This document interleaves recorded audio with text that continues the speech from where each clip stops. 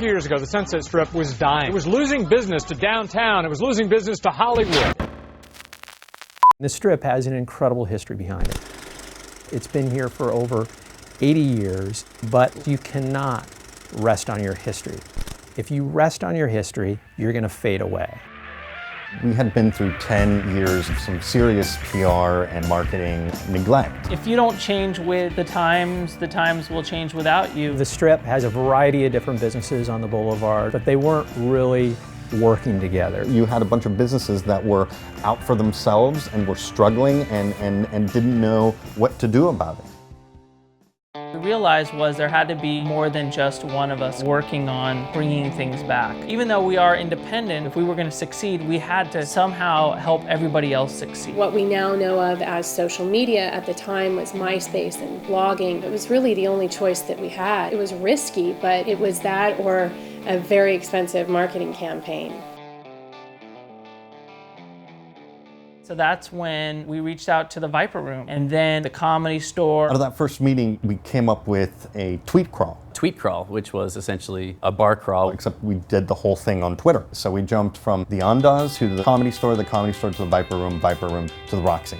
And that was a huge success. These businesses who'd barely spoken to each other in 35 years were now coming together and sharing their customers and sharing their resources. It was unbelievable. It was not only a lot of fun, but we really formed what would later become our core group of influencers and Sunset Strip family. We ended up calling it the Social Strip.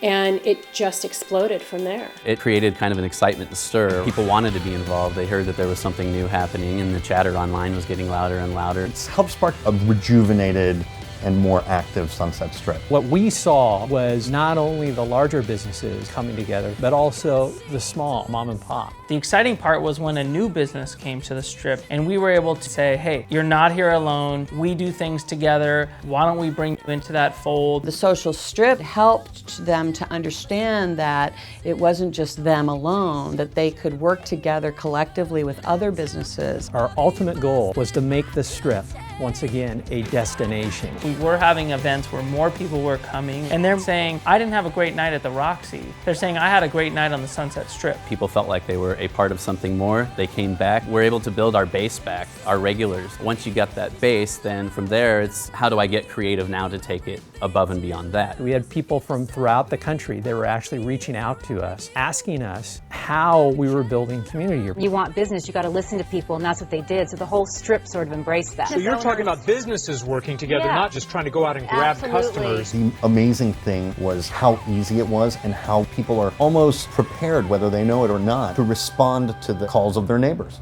This is as cutting edge as it gets. We're on definitely an upward swing right now. If you just look down the Sunset Strip, there's less vacancies, more businesses. The conversation has changed dramatically. We actually have seen more business in the last year come to the Strip than we've probably seen in the last 10 years. The most exciting part about all of this is how inspiring it's been to other businesses and business districts. And I mean, if we can do it on the Sunset Strip, we can do it anywhere. The changes up on the Strip are dramatic. The city's involvement is amazing. We have new businesses opening left and right. And then we have an amazing music festival. Social media helps save the Strip.